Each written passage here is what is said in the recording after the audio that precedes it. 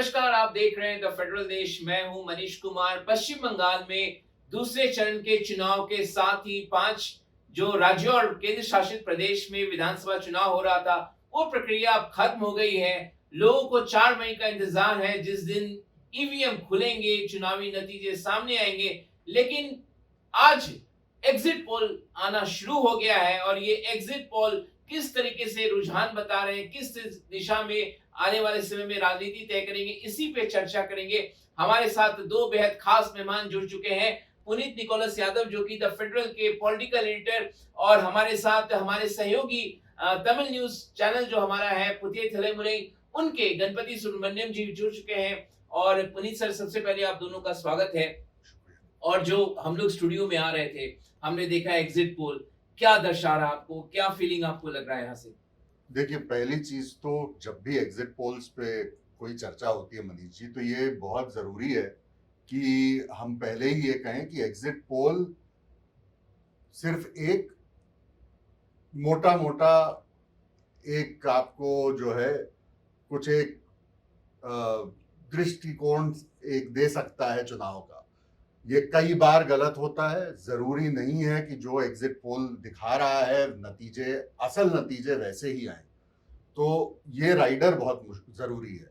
और साथ ही साथ ये भी शायद बता दें, क्योंकि इस कॉन्टेक्स्ट में वो सही बैठेगा, कि 2021 के जब चुनाव हुए थे, तो 2021 के इन्हीं राज्यों के चुनावों में जो एग्जिट पोल्स थे, तो बंगाल के जैसे जो एग्जिट पोल आए थे उस वक्त, सारे एग्जिट पोल गलत हुए थे, गलत साबित हुए थे बंगाल के 2021 में।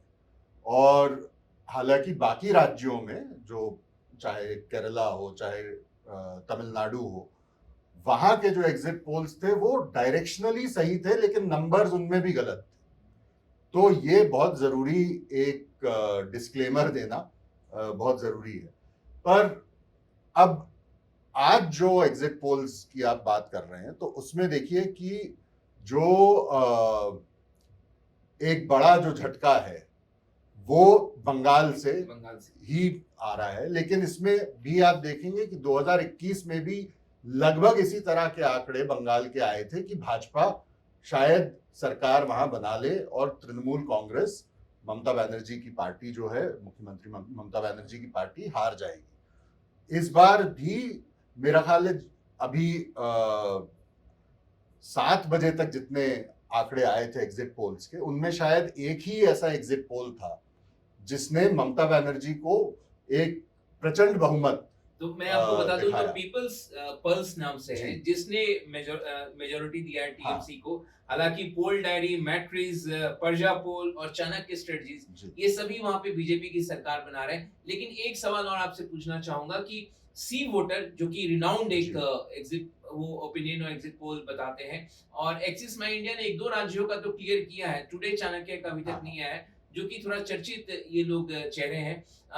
सी वोटर अभी तक आया नहीं, तो क्या हमें इंतजार करना चाहिए? क्योंकि बहुत छोटे छोटे नाम जिनका नाम हम जानते नहीं। देखिए, ये एक एग्जिट पोल्स के हालांकि हम राज्यों के चुनावों के नतीजों की या एक डायरेक्शनल जो ट्रैजेक्टरी है उनकी बात कर रहे हैं, पर ये बहुत जरूरी एक ये भी है कि एग्जिट पोल की जो एजेंसीज हैं उन पर भी थोड़ी सी चर्चा हमें करना जरूरी है। क्योंकि एग्जिट पोल्स आप देखेंगे मनीष जी कि पिछले कुछ 5-6 सालों में बहुत सारी इस तरह की एग्जिट पोल की एजेंसीज आ गई हैं जिनके बारे में उनकी कोई पुरानी पृष्ठभूमि के बारे में हमें कोई जानकारी नहीं है।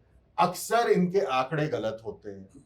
और इन एजेंसीज के लिए देखिए, आप, हम, बाकी मीडिया के जो साथी हैं अलग अलग प्लेटफॉर्म्स पे, उनके लिए एक शाम काटना आसान हो जाता है चुनाव खत्म की प्रक्रिया खत्म होने के बाद, कि चर्चा करेंगे तो किस पे करेंगे, चलिए आज एग्जिट पोल के आंकड़े आ गए, इस पे चर्चा कर लेते हैं।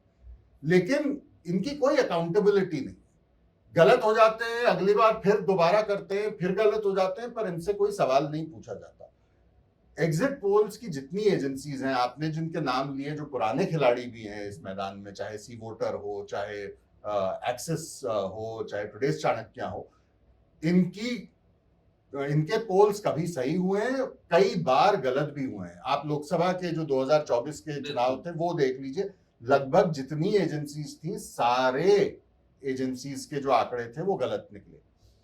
तो कहीं ना कहीं एग्जिट पोल्स की जो ये एजेंसीज हैं इनकी क्या अकाउंटेबिलिटी होनी चाहिए, इनका ओनरशिप पैटर्न क्या है, इनकी फंडिंग कहां से आती है, इन चीजों पर एक ट्रांसपेरेंसी होना डेमोक्रेसी के लिए बहुत जरूरी है सर। सबसे पहले फिर हम गणपति सर के पास जाते हैं, क्योंकि तमिलनाडु, केरल, पुडुचेरी और आप वहां की राजनीति को बहुत बेहतर तरीके से समझते हैं।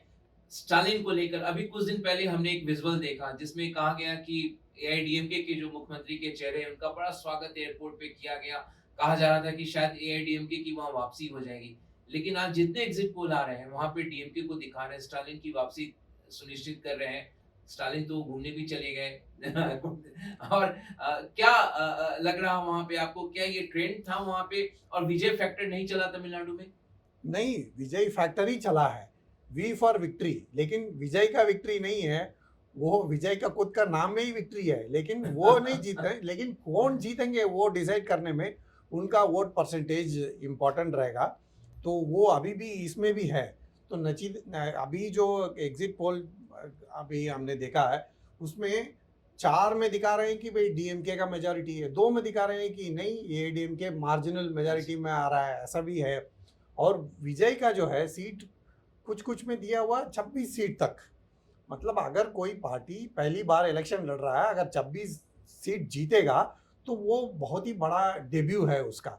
मतलब ओपनिंग बड़ा ग्रैंड ओपनिंग है। तो यही कह सकते हैं कि almost 10% of the seats that he is winning, which means अगर 10% सीट जीतना है तो फिर वोट परसेंटेज उससे ज़्यादा होना पड़ेगा, 15-20।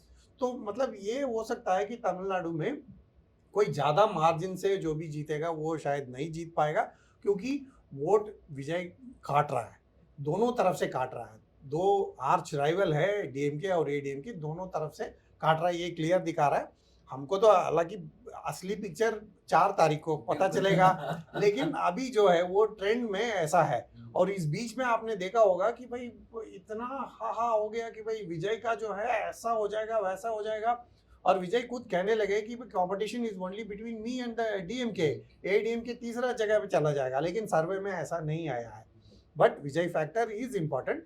But if despite all the speculation and everything, if DMK is able to retain power, then that is a big achievement for Stalin, because first time a sitting DMK government will be retaining power. इससे पहले कभी नहीं हुआ। करुणानिधि जी कई बार chief minister बने, लेकिन anti इनक्यूबेंसी के कारण उनका सरकार हार जाता था। तो वो ऐसा अभी जो एग्जिट सर्वे में दिखा रहा है, अगर ये सच निकला तो वो एक अचीवमेंट होगा। पुडुचेरी को लेकर सर क्या वहां पे लग रहा है कि एनडीए की वापसी हो जाएगी? जितने एग्जिट पोल मैंने देखे अभी तक ये प्रतीत हो रहा। हाँ, ये भी है, लेकिन पुडुचेरी में तो सीनियर पार्टनर एनआर कांग्रेस है। वो रंगसामी का पार्टी है जो कांग्रेस से ही निकल के वो अपना पार्टी बनाए। तो वो he is the most influential force in Puducherry politics. लेकिन Puducherry is only a very small region and it is a union territory, so therefore इतना कोई ज़्यादा सिग्निफिकेंस नहीं है। लेकिन यह है कि वहाँ पे कंपटीशन टफ था, वो ऐसा दिखा रहा है कि भाई जो एग्जिट सर्वे में तो Congress alliance is also doing well, but they are again BJP NR Congress alliance is retaining power. तो इसमें से एक ट्रेंड जो दिख रहा है अभी ईस्ट में, असम में BJP is winning with thumping majority, वो सर्वे में ऐसे ही बता रहे हैं। और फिर जो वेस्ट बंगाल में कांटे का टक्कर है, तो which is also as a opposition performance of incumbent, हाँ, टफ सीन है। लेकिन साउथ में पिक्चर डिफरेंट है। तो बीजेपी का अलायंस जो है वो जीत रहा है, वो छोटा पुदुचेरी में, लेकिन Congress is coming to power in Kerala, that is what the survey shows. And in Tamil Nadu if the DMK wins, that means the Congress DMK alliance wins, opposition alliance wins. So therefore BJP का ईस्ट में advantage है, south में advantage नहीं है। आपने बताया sir south में advantage है कांग्रेस का, लेकिन आप क्योंकि पुंजी जी कांग्रेस को बहुत बेहतर तरीके से ऑब्जर्व करते हैं, असम में क्या हो गया? असम में इतनी जितने एग्जिट पोल आ रहे हैं बहुत ही मतलब निराशाजनक प्रदर्शन और इस तरीके की हार वो दर्शा रहे हैं। और केरल में भी आप टिप्पणी करिएगा, केरल में 10 साल बाद यूडीएफ की वापसी, लेकिन कांग्रेस के लिए तो बड़ा सेटबैक होगा सर। देखिए, असम की जहां तक बात है उसमें सेटबैक एक तरह से कांग्रेस तैयार थी इस तरह के नतीजे के लिए। उसके कारण कई हैं और चुनाव के के पहले के 2-3 महीने 4 महीने में आपने देखा कि चुनाव की घोषणा होने के बाद और या उसके घोषणा होने के कुछ हफ्तों पहले तक कांग्रेस के कई नेता छोड़ करके जो बचे कुचे नेता थे, क्योंकि कई नेता तो वैसे ही बीजेपी में जा चुके थे, जो थोड़े बहुत नेता बचे हुए थे और बड़े नाम जो बचे हुए थे, चाहे भूपेन्द्र बोरा हो, पूर्व अध्यक्ष कांग्रेस के असम के, या प्रद्युत बोरदोलोई जो सिटिंग एमपी थे, उन्होंने भी पार्टी से इस्तीफा देकर के बीजेपी ज्वाइन कर ली। और ये एक संगठनात्मक तौर पर कांग्रेस के लिए बहुत बड़ी चुनौती थी, क्योंकि पिछले 10 सालों में कांग्रेस का संगठन असम में पूरी तरह से खोखला हो चुका है। उसके सारे बड़े नेता, लगभग सारे बड़े नेता छोड़ करके बीजेपी में शामिल हो चुके हैं। अब यहां कांग्रेस से जो मुझे लगता है कि एक जो कुछ गलतियां, बड़ी गलतियां हुई हैं, उसमें पहली चीज तो ये कि आपने सारा जोर अपना जो था इस चुनाव, इन 5 राज्यों के चुनावों का, वो सारा जोर आपने लगा दिया केरला के चुनाव पे।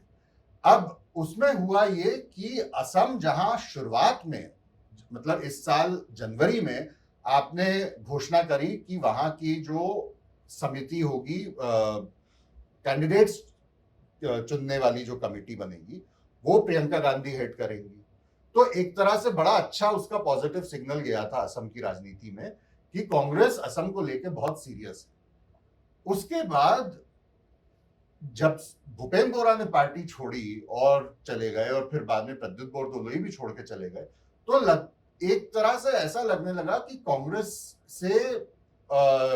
की जो चुनाव है, उससे कांग्रेस की केंद्रीय जो लीडरशिप है, उन्होंने अपना हाथ झटक लिया। क्योंकि आपने देखा कि प्रियंका गांधी बहुत कम वहां कैंपेन करने गई, जबकि कैंडिडेट्स उनके कहने पे सिलेक्ट किए गए। राहुल गांधी बहुत कम 3-4 दिन 5 दिन के लिए वहां कैंपेन करने गए। इस बीच में सोनिया गांधी की तबीयत खराब हो गई, तो ये एक पार्टी की तरफ से कहा गया कि क्योंकि सोनिया गांधी अस्पताल में है, इसलिए राहुल और प्रियंका को अपने कार्यक्रम कैंसिल करने पड़ गए। पर ठीक है, उसके बाद आप कर सकते थे और अच्छे से कैंपेन कर सकते थे, क्योंकि चुनाव में उस वक्त था, कई दिन बाकी थे चुनाव होने में, पर आप नहीं गए। आप आखिर के 2-3-4 दिन आपने 2-2, 3-3 रैलियां करी और वहां से अपना हाथ झाड़ लिया, और सारा अब जो है ठीकरा वो फूटेगा गौरव गोगोई के ऊपर, जिनको आपने 1 साल का वक्त भी नहीं दिया था वहां अपने संगठन को मजबूत करने के लिए।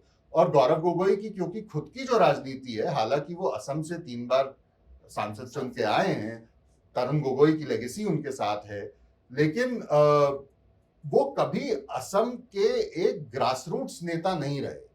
ग्रासरूट्स पे उन्होंने काम अब करना शुरू किया, जब या तो अपनी कॉन्स्टिट्यूएंसी तक पहले करते थे और अब अध्यक्ष बनने के बाद करने लग गए।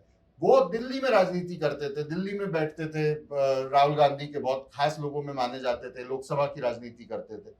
तो संगठन के तौर पर ग्रासरूट्स पे बहुत कम काम हुआ, और उसका खामियाजा आपको मिलेगा। और उसके अलावा दूसरी चीज जो आप देखिए कि असम में एक बहुत बड़ा फैक्टर था परिसीमन, क्योंकि 2024 के चाहे लोकसभा के चुनाव हो, चाहे 2026 के विधानसभा के चुनाव हो, यहाँ परिसीमन जिस तरीके से किया गया है सीट्स का, और किस तरह से उनको बदला गया है, सीट्स का जो एक स्ट्रक्चर कैरेक्टर था उसको बदला गया है, वो साफ तौर पे चुनाव आयोग की जो पूरी वो प्रक्रिया रही और डिलिमिटेशन कमीशन की पूरी जो प्रक्रिया रही, वो पूरी एक तरफा भाजपा को फायदा पहुंचाने वाली प्रक्रिया थी। यही चर्चा हमने देखा लोकसभा में। यही लोकसभा में जब ये महिला आरक्षण वाले बिल को जब परिसीमन से जोड़ करके लाया गया अभी कुछ सप्ताह पहले, तो इसी चीज का बार बार हवाला दिया गया विपक्ष के द्वारा कि भाई देखिए असम में आपने क्या किया, किस तरह से आपने सीट्स बदली। तो ये एक बहुत बड़ा कारण असम में होगा इस नतीजे कांग्रेस में। की नतीजे। और जहां तक केरल की बात है, तो केरल में देखिए पिछली बार एक जो अनप्रेसिडेंटेड चीज हुई थी वो ये कि वाम दलों की जो सरकार थी वो रिपीट हो गई। केरल में नहीं तो अमूमन सरकार रिपीट नहीं होती, पर पिछली बार हुई। अब 10 साल की एंटी इनकम्बेंसी, जिस राज्य की एक हिस्ट्री रही हो कि 5 साल की एंटी इनकम्बेंसी के बाद सरकारें बदल जाती हैं, तो अब तो 10 साल की एंटी इनकम्बेंसी।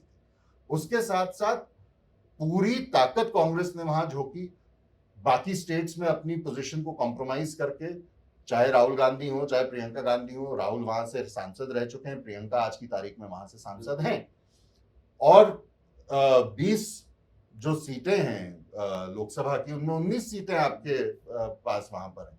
तो और जो अर्बन बॉडीज, लोकल बॉडीज के जो चुनाव हुए थे उसमें भी यूडीएफ का बहुत अच्छा प्रदर्शन रहा था। तो ये एक आम तौर पे माना जा रहा था कि वहां कांग्रेस का प्रदर्शन अच्छा रहेगा। भाजपा ने भी शायद यही सोच के, जो कांग्रेस ने किया कि सारी ताकत केरला में झोंक दी, वैसे ही भाजपा ने भी शुरुआत में हालांकि बहुत कुछ कहा तमिलनाडु और केरला को लेकर के, लेकिन अपनी ताकत सारी आखिर में जाकर के उन्होंने बंगाल में झोंक तो दी। बंगाल पे सर हम चर्चा को आगे बढ़ाते हैं क्योंकि वो सबसे प्रमुख है। गणपति सर, आपको क्या लग रहा है बंगाल में? देखिए जिस तरीके से वहाँ 2400 कंपनियां भेजी गई फोर्सेस की, ऑब्जर्वर किस तरीके के लोग भेजे गए, जिसको लेकर ममता ने आपत्ति जाहिर की। बंगाल में क्या हो गया अचानक से कि लग रहा है कि ममता शायद एग्जिट पोल की माने तो जा रही है? इतना ज्यादा नाराजगी थी या इतना सरकारी मशीनरी वहां लगा दिया गया कि इस तरीके के परिणाम देखने को मिल सकते हैं 4 तारीख को? तो लेकिन बंगाल में भी तो एंटी इनकम्बेंसी का एक फैक्टर है। 15 साल से वहाँ ममता बनर्जी का सरकार है, तो उसमें भी कई सारा करप्शन केसेस है और मिसमैनेजमेंट वगैरह है। आरजीकर हॉस्पिटल वाला कंट्रोवर्सी तो सब जानते ही हैं। फिर संदेश कली जैसा चीज़ें हुई थी, तो वो इन सब चीज़ों का थोड़ा बहुत वो होगा। और दूसरे आप तो बीजेपी ने सक्सेसफुली ये मैसेज भेजा है कि भाई माइनॉरिटीज़ का अपीसमेंट हो रहा है। हो सकता है कि इस बार वो क्लिक कर गया हो, तो वो ऐसा नतीजों में शायद दिख रहेगा। तो ये 4 तारीख को पता लगेगा। लेकिन एक वहाँ पे कम्युनिस्ट पार्टीज और कांग्रेस, इन्होंने तो लड़ना ही छोड़ दिया वहाँ पे। अब आप देखिए, अगर ये नतीजे अगर सही हैं, तो एक लौता पूरा देश में सरकार था कम्युनिस्ट का केरला में, तो वो भी गया। मतलब ये बहुत दिनों बाद ये पहली बार आ रहा है कि भाई कहीं पे भी किसी भी राज्य में सरकार लेफ्ट कम्युनिस्ट सरकार है ही नहीं, खत्म ही हो गया। त्रिपुरा में खत्म हो गया, उससे पहले बंगाल में खत्म हो गया, अब इधर भी खत्म हो गया। तो फिर क्या, कैसे, मतलब वहां तो लड़ना चाहिए था ना उनको, कांग्रेस को भी लड़ना चाहिए था, लेफ्ट को भी लड़ना लेकिन चाहिए ये था। तो आप इस चीज की तो आप दाद देंगे ना कि किस तरीके से प्रधानमंत्री देखिए वहां लगातार रोड शो करते रहे, रैली करते रहे। अमित शाह 15 दिन से वहां पे कैंप कर रहे हैं, वो फुटबॉल भी खेलने के लिए जा रहे हैं और सब तरह के झालमुड़ी आपको प्रकरण पता ही है। तो सारा कुछ वो उन्होंने किया, पॉलिटिकली सिंबोलिज्म भी किया, अपनी जो मशीनरी भी लगाई और सब तरह के ऐसे काम किए जिससे कि बंगाल पे कब्जा किया जा सके। होम मिनिस्टर अमित शाह खुद कैंप किए हैं वहां पे, पूरा टाइम वहां रुक के सारा काम किए। प्राइम मिनिस्टर तो एक तरफ किया है कि आज जब वोटिंग हो रहा था तो वाराणसी में वो वहां मंदिर में वो दर्शन कर रहे थे, वो भी वाइडली टेलीवाइज्ड प्रोग्राम था। तो उसके अलावा होम मिनिस्टर वहां पूरा टाइम वहां रुक के सारा स्ट्रैटेजी बना करके, एसआईआर जो हुआ है एक तरफ, दूसरी तरफ ये सिक्योरिटी, ये दोनों जो है ममता बनर्जी की तरफ से कंप्लेंट है। पर लेकिन ये सिक्योरिटी का एक एक्सप्लेनेशन ये भी है कि पिछले 3 चरणों में, 4 चरणों में, ऐसा 7 चरणों में भी इलेक्शन हुआ है वेस्ट बंगाल में, इस बार तो 2 ही चरण में हो गया है कंप्लीट। तो हो सकता है उसकी वजह से ज़्यादा फोर्सेस लगाए, वैसे जस्टिफिकेशन हो सकता है। एसआईआर में क्या हो गया कि एसआईआर सुप्रीम कोर्ट में चला गया, लास्ट में जो प्रक्रिया जो भी हुआ है वो सुप्रीम कोर्ट के डायरेक्शन पे हुआ है। तो इसलिए इलेक्शन कमीशन का डायरेक्ट जो क्रिटिसिज्म नहीं है। और एक बात और देखना है, एसआईआर तमिलनाडु में भी हुआ है, एसआईआर सब जगह हो रहा है। तो तमिलनाडु में एसआईआर हो रहा है, वहाँ बीजेपी क्यों नहीं जीत रहा है, एआईडीएमके क्यों नहीं जीत रहा है? वहाँ तो अपोजिशन जीत रहा है ना, कांग्रेस डीएमके अलायंस जीत रहा है ना। तो खाली पूरा ब्लेम तो एसआईआर पे नहीं कर सकते, पर it may be one of the factors, और वेस्ट बंगाल में ज़्यादा फैक्टर हो सकता है। पुनीत सर आप बताइए, क्योंकि वेस्ट बंगाल में जैसे गणपति सर कह रहे हैं कि एसआईआर एक फैक्टर है जिसको टीएमसी ब्लेम कर रही है, लेकिन महिलाओं का सबसे बड़ा वोट जो है वो ममता दीदी के साथ था। क्या लग रहा है इस पर, आपको क्या लग रहा है जो एग्जिट पोल में हमें देखिए, मैं गणपति जी की सारी बातों से इत्तेफाक नहीं रखता। ये बात जरूर है कि एक जो पिछले 2 चुनाव में, मतलब या पिछले 2021 के चुनाव में जो चीज नहीं नजर आई थी, वो थी एंटी इनकम्बेंसी। इस बार ये बात जितने लोग बंगाल गए हैं चुनाव कवर करने, जितने पत्रकार साथी, नेता जो वहां प्रचार करने गए, जिनसे भी बात हो रही है, सबका ये कहना है कि इस चुनाव में बहुत ही क्लियर विजिबल एंटी इनकम्बेंसी नाराजगी ममता बनर्जी की और उनकी सरकार के खिलाफ, ममता बनर्जी के खिलाफ पर्सनली नहीं, लेकिन उनकी सरकार के खिलाफ बहुत ही विजिबल एंटी इनकम्बेंसी थी। और 2-3 मुद्दों के ऊपर, एक लॉ एंड ऑर्डर, जिसमें विमेन्स सेफ्टी भी एक इशू है, दूसरा अनएम्प्लॉयमेंट, और तीसरा कई हलकों में ये बात भी थी कि ममता बनर्जी की सरकार के जो वेलफेयर मेजर्स हैं उनकी डिलीवरी बहुत अच्छी हुई है, उसमें कोई दो राय नहीं है। हर इंसान वहां ये कहता है आपको मिल जाएगा, कहते हुए कि नहीं, उनको स्कीम्स का फायदा हुआ है। पर अब इसके बाद और क्या मिलेगा, तो वो जो और क्या है उसका जवाब शायद ममता बनर्जी नहीं ठीक से दे पाई, अगर ये आंकड़े सही हैं तो। लेकिन जो एसआईआर वाली बात है उससे मैं इत्तेफाक नहीं रखता, क्योंकि देखिए पिछली दफा 2021 में और इस चुनाव में, 2021 के चुनाव में लगभग 10% वोट शेयर का फर्क था तृणमूल और बीजेपी के बीच, लगभग 10% का, 9 पॉइंट समथिंग % का वोट शेयर का डिफरेंस था। एसआईआर की प्रक्रिया हुई और एसआईआर की प्रक्रिया में जितने वोटर काटे गए, 90 लाख वोटर काटे गए हैं बंगाल में। 90 लाख वोटर लगभग, मतलब तृणमूल का ऐसा कहना है कि 10% का जो वोट शेयर का फर्क था वो तो आपने इस 90 लाख में ही बराबर कर दिया वोटर काट के। और जमीनी हकीकत भी यही है कि सबसे ज्यादा वोटर्स की जो कटाई छटाई हुई है और बहुत ही फ्रिवलस ग्राउंड्स पे वोट काटे गए हैं। मतलब एक तो ये कि आपने टारगेट करके मुसलमानों के वोट काटे हैं, जो बिहार में भी हुआ था, और ये बात सब बताने वाली नहीं है, सब जानते हैं कि मुसलमान वोटर तृणमूल का है, या तो कांग्रेस का होगा या लेफ्ट का होगा, बीजेपी का वोटर नहीं है। ये बात असम में भी लागू होती है। तो वो वोटर काटे गए, खास तौर से मालदा, मुर्शिदाबाद, उत्तर दिनाजपुर, पश्चिम दिनाजपुर की जो कॉन्स्टिट्यूएंसीज हैं, डिस्ट्रिक्ट्स हैं, उनमें बहुत बड़े पैमाने पर मुसलमानों के वोट काटे गए हैं।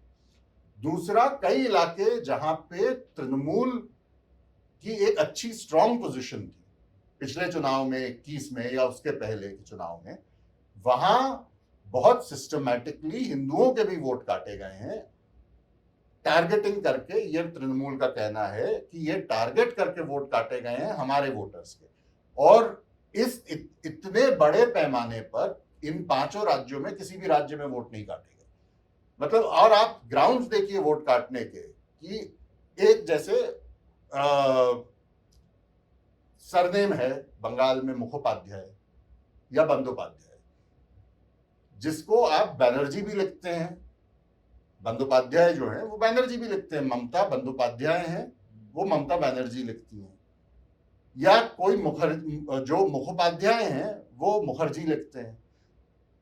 अब किसी ने एसआईआर के फॉर्म में मुखर्जी लिख दिया, लेकिन उनके डॉक्यूमेंट्स में मुखोपाध्याय था, उनका नाम आपने काट दिया, ये कहते कि नहीं साहब ये तो इंसान ही अलग है। इन ग्राउंड्स पे आपने नाम काट दिए हैं लोगों के।